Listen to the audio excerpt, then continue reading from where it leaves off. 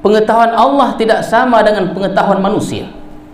Allah maha melihat, melihatnya Allah tidak sama dengan melihatnya manusia.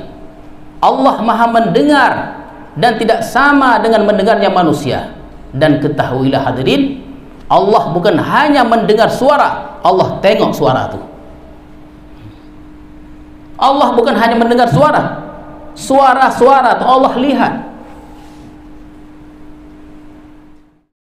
Allahu Allahu Allahu Allah, Allahu Allahu Allahu Allah, Allahu Allahu Allahu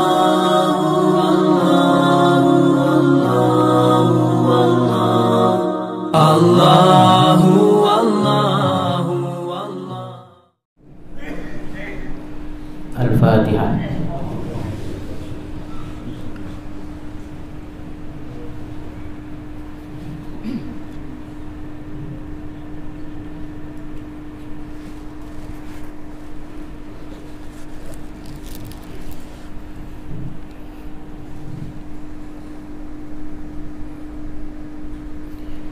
Bismillahirrahmanirrahim. Assalamualaikum warahmatullahi wabarakatuh.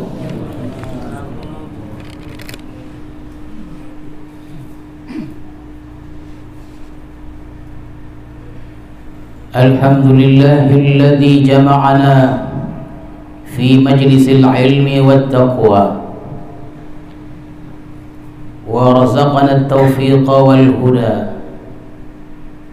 Ashhadu an la ilaha illallah wahdahu la syarika lahu jalla wa ala, wa ashhadu anna sayyidana Muhammadan abduhu wa rasuluhu al-mustafa. Allahumma salli wa sallim wa barik ala sayyidina Muhammad sayyidil mursalin wal anbiya wa ala alihi wa sahbihi wa zurriyatihi wa man ittafa salatan wa salaman daimain mutalazimain ila yaumil liqa, amma ba'd.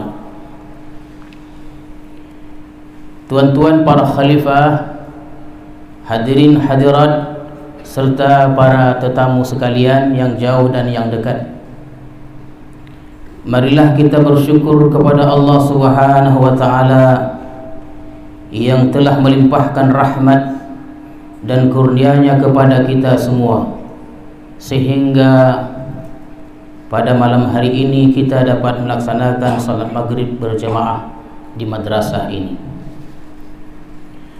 Salawat dan salam kita ucapkan dan kita sampaikan kepada Rasulullah sallallahu alaihi wasallam beserta keluarga, para sahabat dan para pengikut-pengikut beliau. Mudah-mudahan kita mendapat syafaat beliau di hari kemudian nanti.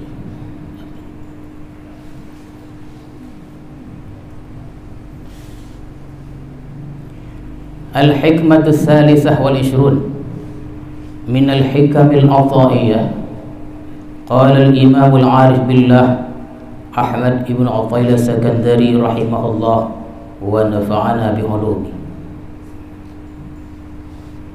Maka pada hikmah yang ke-23 dari Al-Hikam Al-Athaiyah berkatalah Al-Imam Al-Arif Billah Ahmad ibn Athaillah Sakandari rahimahullah wa nafa'ana bi ulumi.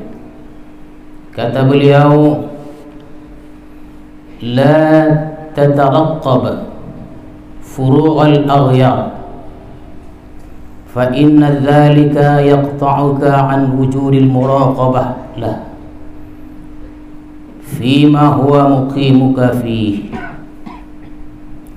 Janganlah engkau menunggu akan lapangnya hati dari hal-hal yang mengganggunya, karena menunggu demikian itu memutuskan engkau dari adanya muraqabah bagi Allah. pada sesuatu yang Allah menempatkan engkau pada sesuatu itu. Jadi hadirin dan hadirat sekalian, itulah terjemahan dari hikmah yang ke-23 ini.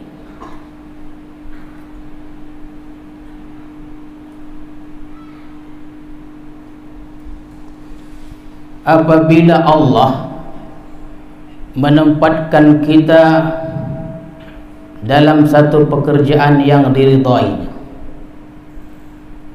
tanda dan alamat pekerjaan yang diridhai itu adalah di antaranya kita dapat melaksanakan perintah-perintah agama, dan pekerjaan yang tidak diridhai itu adalah pekerjaan yang kita tidak dapat melaksanakan ibadah-ibadah yang Allah perintahkan kepada kita. Contoh, apabila kita sebagai seorang pedagang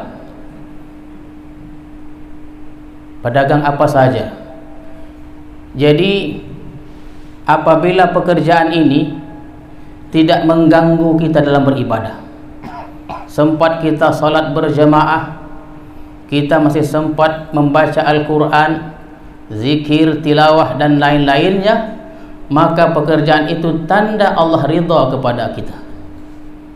Tapi apabila kita punya satu pekerjaan, berdagang contohnya, tapi perdagangan itu atau berdagang itu mengganggu kita, melalaikan kita dari taat kepada Allah, tidak sempat lagi salat atau tidak sempat lagi berjamaah, tidak sempat membaca Quran, tidak sempat membaca salawat, tilawah, munajat dan lain-lainnya, itu alamat atau tanda pekerjaan itu tidak diridhai oleh Allah Subhanahu wa ta'ala. Hadirin dan hadirat sekalian, sekarang contohnya kita punya pekerjaan, sama ada kita bekerja sebagai seorang pedagang atau petani atau berkebun, atau kita sebagai seorang pegawai negeri atau pegawai swasta, dan pekerjaan itu tidak melalaikan kita dari mengingat Allah. Kita bekerja, kita juga salat. Kita bekerja, kita juga membaca Quran. Kita sempat zikir, kita sempat munajat. Dan tadi sudah saya katakan itu tanda atau alamat pekerjaan itu diridhoi oleh Allah Subhanahu wa ta'ala, dan jangan pindah dari situ. Jadi alhamdulillah kalau kita sudah mendapatkan pekerjaan seperti itu yang diridhai, tapi hati yang terkait dengan pekerjaan itu. Nah, ini dia. Dalam salat teringat pekerjaan, dalam zikir teringat pekerjaan, yang zahir sudah lurus, halal dan mudah didapat. Jadi pekerjaan sekarang yang kita kerjakan ini, pekerjaan kita mudah, halal, mudah beribadah. Hanya saja setiap kali kita beribadah teringat pekerjaan itu. Kalau pekerjaan sudah tak ada masalah lagi, sudah halal, lurus, baik, dan Allah sudah ridha kepada kita, mudah kita taat kepada Allah. Tapi setiap kali kita ibadah, ingat kojo itu.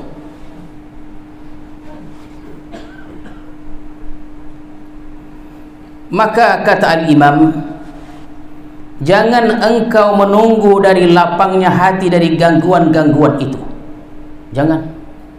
Jangan kita menunggu, aku belum mau beribadah, aku belum mau berzikir. Karena apa? Karena belum hadir hati. Jangan. Yang pada akhirnya nanti tuan-tuan dan hadirin sekalian, hadir hati atau tidak hadir hati, berzikirlah. Walaupun kita mengucapkan subhanallah, alhamdulillah, Allahu akbar, hati kita tak kemana-mana hinggapnya, tak apa-apa. Karena kita malu kepada Allah. Jangan sampai salah satu tidak ada anggota badan kita yang menyebut Allah. Makanya orang-orang yang muqarrab itu, apa yang mereka pandang ingat Allah, bahkan semua badan mereka bergetar mengingat Allah. Jadi kalau kita dihadapkan pada Allah, ditanya anggota mana dari badanmu yang pernah menyebut Allah, tak ada. Lisan pun tak pernah. Oleh karena itu jangan ditunggu hadirnya hati itu. Kan ada uang, aku belum mau berzikir karena belum khusyuk. Ya, jangan ditunggu khusyuk itu, tak jadi nanti. Oleh karena itu, jangan engkau menunggu dari lapangnya hati dari gangguan-gangguan itu, maka usahakan dengan sungguh-sungguh untuk muraqabah. Jangan menunggu lapangnya kesibukan dari demikian. Allah sudah berikan kita usaha yang bagus, halal. Jadi hadirin sekalian, kalau Allah sudah memberikan kepada kita usaha yang elok, yang halal, ya kan? Yang sekarang ini, kalau dia petani, kemudian pedagang, pegawai, dan pekerjaan-pekerjaan itu halal, elok, tidak melalaikan dia dari mengingat Allah Subhanahu wa taala, alhamdulillah. Tinggal kita membereskan hati supaya muraqabah. Dan inilah yang akan kita bicarakan. Baru usalli fardal maghribi 3 raka'atin adaan ma'muman li ta'ala. Saja aku sembahyang 3 rakaat salat maghrib, 3 rakaat sebagai makmum menghadap kiblat karena Allah Ta'ala. Allahu Akbar, Allah Maha Besar. Diletakkan kedua tangan di atas perut, tak apa-apa dengeknya. Inilah yang akan kita bicarakan. Yang pedagang, ingat barang dagangannya. Yang petani, ingat padinya. Yang pekebun, ingat tanamannya. Yang pegawai, ingat kerja-kerjanya. Kerja sudah elok, tinggal kita membereskan hati supaya hadir kepada Allah Subhanahu wa ta'ala. Bermacam ta'rif dikemukakan oleh para ulama suluk, tapi ada satu ta'rif yang simple tentang muraqabah. Apakah muraqabah? Banyak ulama yang mengemukakan definisi muraqabah itu, tapi yang paling sederhana kata mereka, istisyarul abdi nazarallahu ilaih fi harakatihi wa sakanatihi wa sairi a'malihi zahiran wa batinan. Merasakan si hamba akan pandangan Allah Subhanahu wa ta'ala kepadanya pada gerak-geriknya sekalian perbuatannya zahir dan batin. Itulah muraqabah. Jadi hadirin sekalian, kalau kita sebagai seorang pedagang dan lain-lainnya, latihlah muraqabah itu. Apa muraqabah? Disebutkan merasakan si hamba akan pandangan Allah dalam segala gerak-geriknya. Kalau dia pedagang, mantapkan muraqabah. Ketika dia menimbang, Allah memperhatikannya. Jangan menokoh. Kalau dia sebagai seorang guru, masuk jam 8, jangan masuk jam 10, karena Allah Maha tahu. Kalau keluar pukul 4, dia keluar pukul 2, muraqabahkan. Apa dia? Allah Maha tahu akan segala gerak-gerik kita. Korupsi waktu namanya.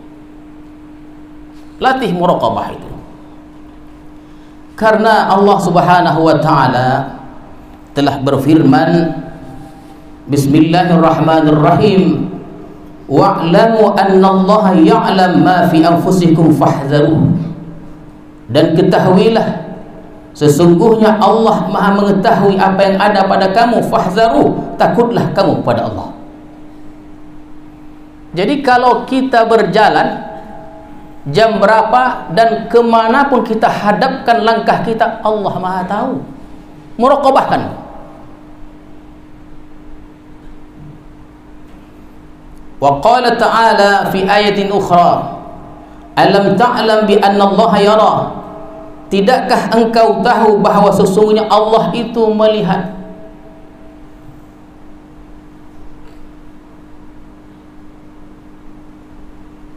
Wa qala fi ayatin ukhra, innallaha kana 'alaikum raqiba. Sesungguhnya Allah atas kamu itu mengawasi. Diawasnya kita ni. Maka hadirin dan hadir sekalian, muraqabah ini af'alul qulub. Apa dia af'alul qulub? Perbuatan hati. Jadi bagaimana cara kita memantapkan muraqabah? Fal muraqabatu asbabun. Muraqabah itu banyak sebab-sebabnya. Di antaranya adalah minha, yang pertama al-ilmu billah, mengetahui dengan Allah. Itu dia. Mengetahui bahawa Allah mempunyai sifat-sifat. Dan kita pernah sebutkan bahawa apabila kita mempelajari sifat 20 itu, maka yang disebut sifat yang sebenarnya ma'ani itu qudrah, iradah, sama', basar, kalam, ilm, hayah. 7. Dari situlah, dari sifat Allah itulah kita mengenal zat Allah subhanahu wa ta'ala. Kita kenal Allah melalui sifat-sifat Allah subhanahu wa ta'ala. Ini salah satu untuk muraqabah. Salah satunya mengetahui akan sifat Allah. Kalau kita tidak tahu akan sifat-sifat Allah, asma-asma Allah, bagaimana kita boleh muraqabah? Tak tahu. Allah Maha mengetahui, tak tahu kita. Pengetahuan Allah tidak sama dengan pengetahuan manusia. Allah Maha melihat, melihatnya Allah tidak sama dengan melihatnya manusia. Allah Maha mendengar dan tidak sama dengan mendengarnya manusia. Dan ketahuilah hadirin, Allah bukan hanya mendengar suara, Allah tengok suara itu. Allah bukan hanya mendengar suara, suara-suara itu Allah lihat.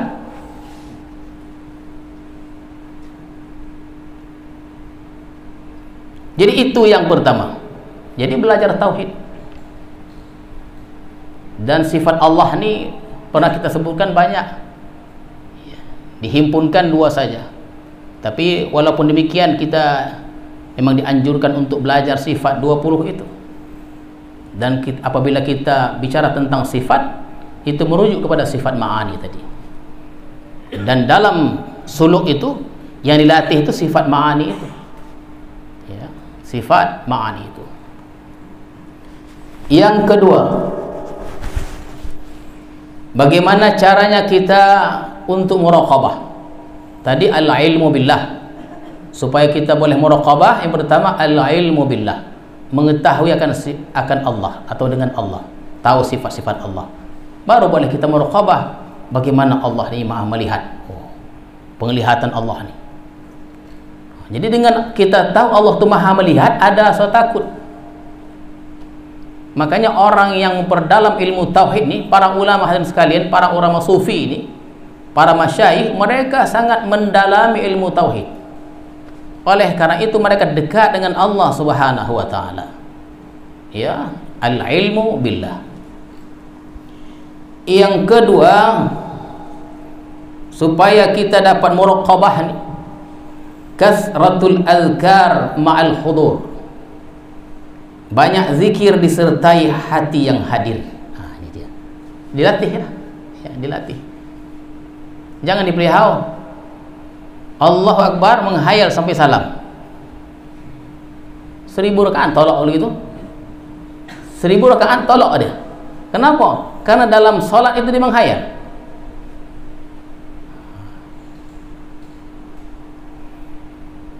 Kasratul azkari ma'al huduri, banyak zikir disertai hati yang hadir. Contoh, lisan kita mengucapkan la ilaha illallah, hati mengatakan tiada Tuhan melainkan Allah. Ini sekurang-kurangnya hadir. Jadi ada kita mau belajar itu, mau melatih hati kita, la ilaha illallah, hati itu tiada Tuhan melainkan Allah, dilatih. Ini tidak la ilaha illallah culik kepala orang.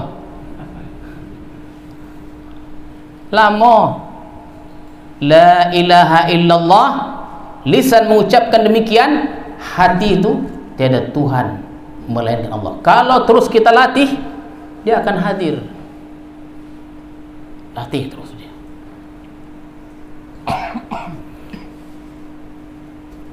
Zikir yang dibaca oleh Sahal bin Abdullah Al-Tustari, hadir sekalian, ada seorang ulama sufi bernama Sahal bin Abdullah Al-Tustari. Macam mana untuk mendapatkan muraqabah ini? Beliau ada zikirnya. Ada zikir. Zikir beliau tu begini bunyinya: Allahu ma'i, Allahu nazirun ilayya, Allahu syahidi. Itu zikirnya. Diulang-ulang dalam hati, banyak-banyak diulang-ulang dalam hati. Allahu ma'i, Allah bersamaku. Allahu nazirun ilayya, Allah melihat kepadaku. Allahu syahidi, Allah menyaksikan aku. Itulah dia zikirnya. Itu zikir Sahal bin Abdullah Al-Tustari. Dibaca terus. Itu antara yang boleh melatih hadirnya muraqabah tu, hati tadi. Allahu ma'i, Allahu nazirun ilayya, Allahu syahidi. Allah bersamaku, Allah melihat kepadaku atau memandang kepadaku, Allah menyaksikan aku. Itu dia. Jadi kalau kita baca, kalau kita berbuat sesuatu, Allah ma'i, Allah bersamaku.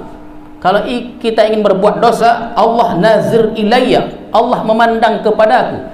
Kalau kita ingin berbuat atau melangkah kepada yang tercela oleh agama, Allah syahidi, Allah menyaksikan aku. Tak mampan Ustaz ni. Tak mampan dah katanya.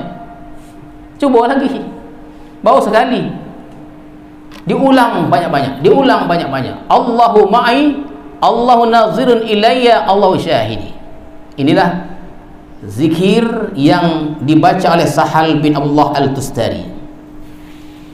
Yang ketiga hadirin dan hadirat sekalian, untuk mendapatkan muraqabah ini adalah wa minha al-muhasabah. Wal muhasabah at-tathabbutu qabla al-fi'li liyazinahu bi mizan syar'i. Itu dia, itu muhasabah. Al-muhasabah adalah at-tathabbutu qabla al-fi'li liyazinahu bi mizan syar'i. Berhati-hati sebelum berbuat untuk ditimbang dengan timbangan syariat. Itulah muhasabah. Jadi kalau nak bercakap, fikir dulu. Kalau nak berbuat, fikir dulu. Itu di antara yang boleh menghadirkan muraqabah untuk kita. Itu namanya muhasabah. Fikir dulu. Kalau tak tahu, diam. Elok atau tidak? Sabar. Hadirin sekalian, adapun buah muraqabah, yang pertama tadi al-ilmu billah, yang kedua kasratul azkar mal hudur, yang ketiga adalah muhasabah. Kalau kita boleh melakukan yang tiga ini, dia akan menghasilkan buah dari muraqabah. Wa thamratuha, dan buahnya yang pertama al-haya minallah, malu kepada Allah. Terkadang kita malu pada manusia, dan lebih banyak malu kita kepada manusia. Padahal Allah ma'i, Allah nazirun ilayya, Allah syahidi, Allah bersama kita. Sepatutnya kita malu kepada Allah subhanahu wa ta'ala. Tidakkah kita ingat Ibnu Umar ketika dia berjalan dan berjumpa dengan seorang pengembala kambing, yang kambing itu jumlahnya ribuan ekor. Maka berkatalah Ibnu Umar, wahai pengembala kambing, juallah seekor kepadaku. Apa kata pengembala kambing? Oh, tidak boleh, ini bukan punya aku. Kambing-kambing yang ribuan jumlah ini kepunyaan majikanku. Ibnu Umar berkata, dia kan tidak tahu kita hanya berdua di sini. Apa kata pengembala kambing? Ainallah, di mana Allah? Ainallah, di mana Allah? Kalau kita hantam juga, tak ada asa malu. Asa malu itulah yang nak kita latih malu kepada Allah Subhanahu wa taala.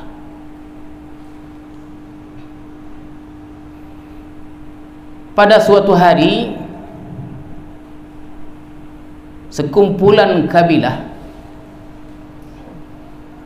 atau kafilah berangkat haji. Dalam perjalanan mereka istirahat di satu tempat. Yang lelaki, yang perempuan, yang anak-anak bercampur. Maka terlihatlah seorang lelaki, ya, terlihat itu lelaki melihat seorang perempuan maksudnya. Maka didekatinya seorang perempuan itu dan dirayunya. Kata perempuan itu, jangan ikut amai wang, marah orang nanti. Ialah malam kang lah, semua yang tidur kita bangkit berdua. Hati dah mengelabah dah. Waktu malam itu ketika lelaki mendekati perempuan dan merayunya, apa kata perempuan tersebut? Ainallah. Kita sudah berjumpa, orang sudah tidur semuanya, panah, kata Muslim, berkoruh, lotih, dan mereka yakini tak akan terjaga dengan perbuatan kita ni. Perempuan menjawab, Ainallah, di mana Allah? Jadi muraqabah ini buahnya menghasilkan al-haya minallah, malu kepada Allah.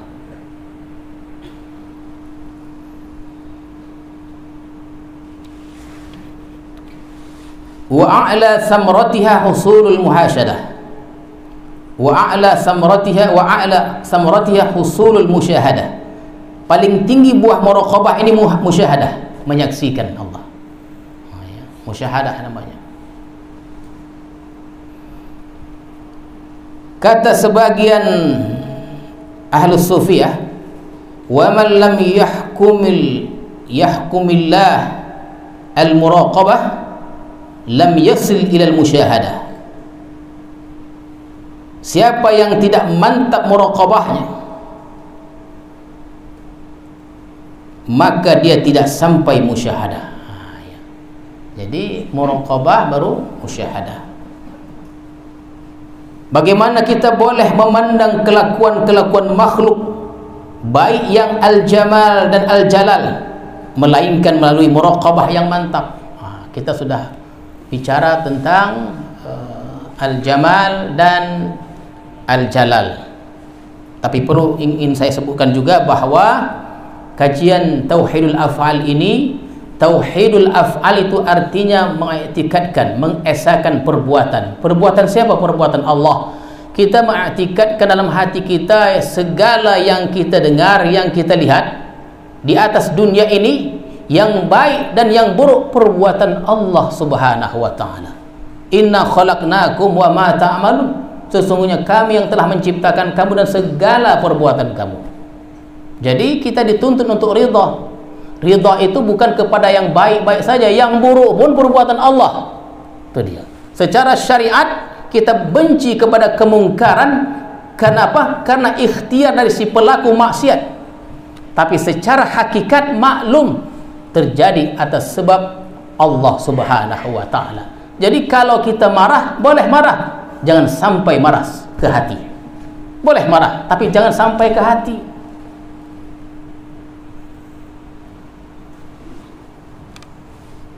Makanan sedap, alhamdulillah.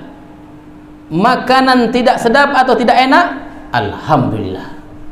Jangan coba-coba dicela makanan, karena Rasulullah tidak pernah selama hidupnya mencela makanan.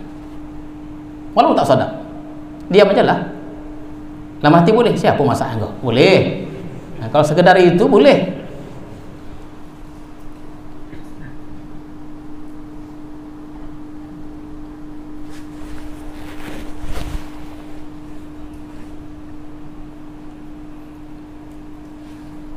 Qala Rasulullah sallallahu alaihi wasallam, an ta'budallah ka'annaka tarah, fa in lam takun tarah fa innahu yarak.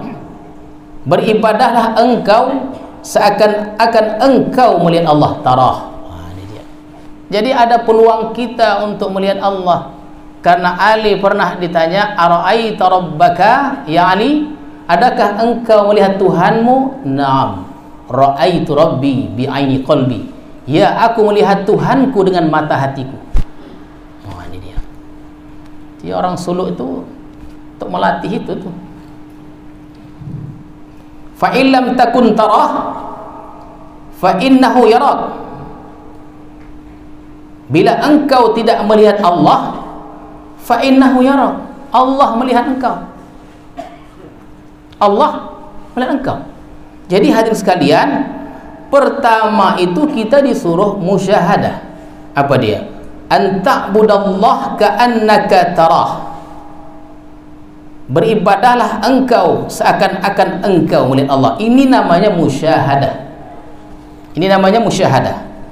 Fa illam takun tarah, apabila engkau tidak melihat Allah, fa innahu yarak. Ini namanya muqarabah.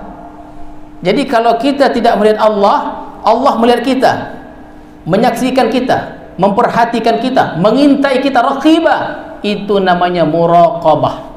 Jadi kalau mantap muraqabah kita, apa muraqabah? Allah senantiasa memperhatikan kita, lahirlah yang namanya musyahadah.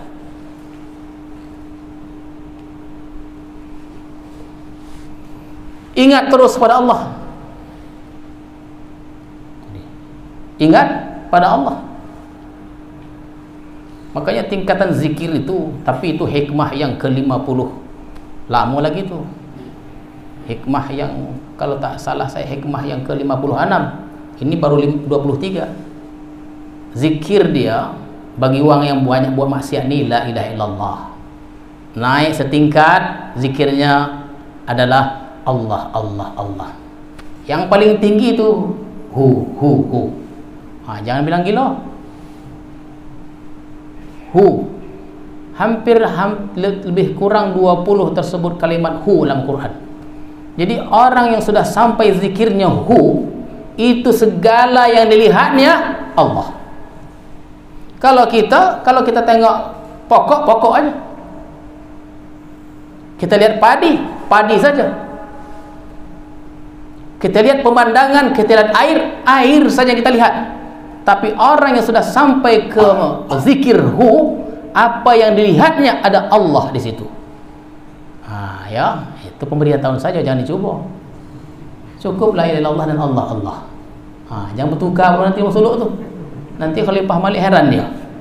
Itu kenapa ada hu ni? Jangan ikut, ini pengkhabaran apa saja, pemberitahuan. Kalau Tuhan nanti sampai nanti itu, ya, Allah dah hebatlah tu. Di penghujung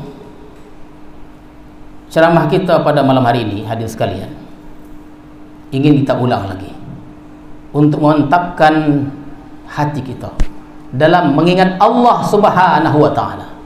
Abdullah bin Ja'far, itulah nama yang disebut, keturunan Nabi, namanya Abdullah bin Ja'far. Berjalanlah beliau ini, hadirin sekalian, dari Madinah menuju Syam, berjalan kaki tanpa alas kaki. Dalam perjalanan itu didapati kakinya bernanah, dan akhirnya beliau tidak boleh atau tidak dapat meneruskan perjalanan yang jauh itu, berjalan kaki tanpa menggunakan alas kaki. Maka dipanggillah seorang tabib atau dokter untuk mengobati kaki yang bernanah itu agar beliau dapat meneruskan perjalanan menuju Syam. Abdullah bin Ja'far, setelah diperiksa oleh dokter tersebut, berkatalah dokter kepada Abdullah bin Ja'far, wahai Abdullah, kakimu mesti dipotong. Kalau kita tersontak, percaya atau tidak percaya, itu dokter betul tidak? Ragu dia, pergi ke tempat lain mencari dokter yang lain. Kata dokter itu potong. Setelah beliau termenung berapa saat, iyalah katanya, potonglah kakiku.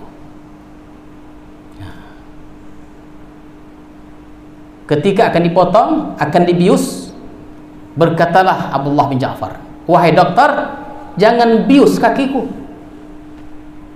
Ini kalau dibius, dipotongkan supaya tidak sakit, dibiuslah supaya tidak merasa sakit. Tapi Abdullah bin Ja'far melarang dokter untuk membius kakinya. Kenapa? Karena kalau aku dibius, aku lupa Allah, tak ingat Allah. Kita yang sehat tahu lupa Allah, bukan di luar solat, dalam usolli pun lupa Allah. Jangan bius kakiku, potonglah kakiku, karena bila engkau bius kakiku, aku lupa Allah, tak ingat Allah, tak soda bius. Yang setahu saya kalau dibius tak soda lah. Maka dipotonglah kaki Abdullah bin Ja'far sebelah tanpa bius. Setelah dipotong, ketika akan ditanam kaki tadi, datang kata Abdullah bin Ja'far pada dokter-dokter, bawa kakiku yang sudah dipotong itu.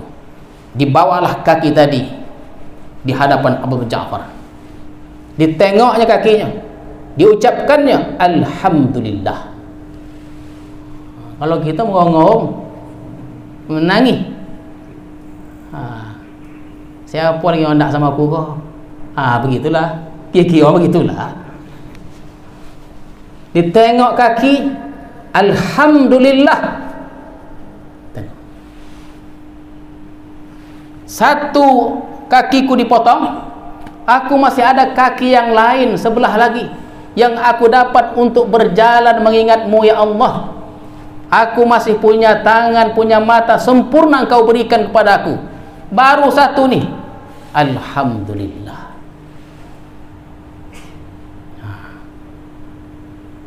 Jadi Abdullah bin Ja'far ketika mau dipotong kakinya, tidak mau dibius. Ada di antara kita tak mau dibius, mengelupu. Rasa-rasanya tidak ada di antara kita yang tidak mau. Bahkan minta, tolong dokter jangan lupa katanya. Itu dia. Diancam oleh dokter kok. Jangan coba-coba dokter lupa ya. Jangan lupa. Kalau boleh bius semuanya biar aku tak soda sekalian. Betul, tak soda selamanya. Itulah dia. Hadirin dan hadir sekalian, Abdullah bin Ja'far demikian. Jadi untuk sampai ke tahap itu ada tangga-tangganya. Ada tangga-tangganya. Dan tangga-tangga itu ada di kampung kita kok, yang terkadang dilupakan oleh masyarakat yang tinggal di kampung itu. Apa namanya? Suluk. Yang belum bersuluk-suluk lah. Sambil menengok, kau Ustaz menyindir saya katanya. Menyindir tak menyindir ya terserah lah. Tak adalah hajat nak menyindir. Memang itu dia.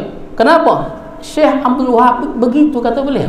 Bersuluk biar sejalan dengan gomil tarikat, biar sejalan denganku. Itulah tangganya. Dan dalam suluk itu memang ada makam-makamnya. Hanya saja hadirin sekalian, dalam menjalani makam-makam itu, lain orang lain caranya, lain orang lain nilainya. Nanti semuanya ketika dilantik menjadi khalifah, 100 orang khalifah, maka ke 100 orang khalifah itu mempunyai makam yang berbeda. Kenapa? Tergantung dari penjagaan adab, peraturan dan lain-lainnya. Saya selalu dengar Khalifah Malik, habis dia pengkhabaran, kata Khalifah Malik, tuan balik suluk masuk ke lambu. Iyo, kalau jawab tak bahagia. Iyo, rupanya tak kemana, hilang dia. Itu dia. Hadirin sekalian, kajian terkini, ini terkini, bahwa murid Syekh Abdul Brokan yang terkini lah, ini mungkin ada perubahan lagi, jumlahnya 186. Semuanya mereka punya makam yang alhamdulillah. Kenapa demikian? Karena mereka menjalani tangga-tangga itu dengan baik dan penuh penjagaan adabnya. Amin ya rabbal alamin. A'udzubillahi minasyaitonir rajim. Bismillahirrahmanirrahim. Allahumma ja'al jam'ana hadha jam'an marhumah wa tafarruqana min ba'dihi tafarruqan ma'sumah. Allahumma zidna ilma warzuqna fahma walhiqna bis salihin. Wa sallallahu ala sayyidina Muhammadin wa ala alihi wa sahbihi ajma'in. Walhamdulillahi rabbil alamin. Assalamualaikum warahmatullahi wabarakatuh.